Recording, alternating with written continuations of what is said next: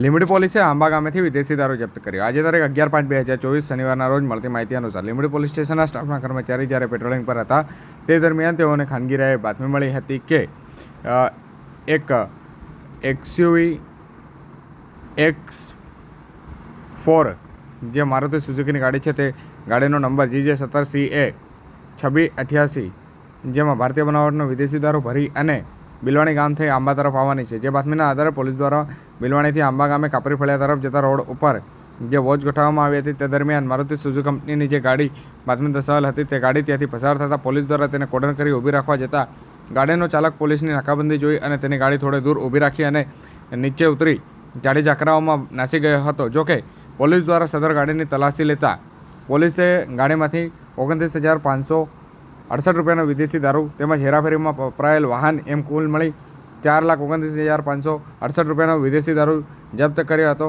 તેમજ ફરાર આરોપી વિરુદ્ધ બપોરે 3:15 ગુનો નોંધી કાયદેસરની કાર્યવાહી હાથ ધરી છે.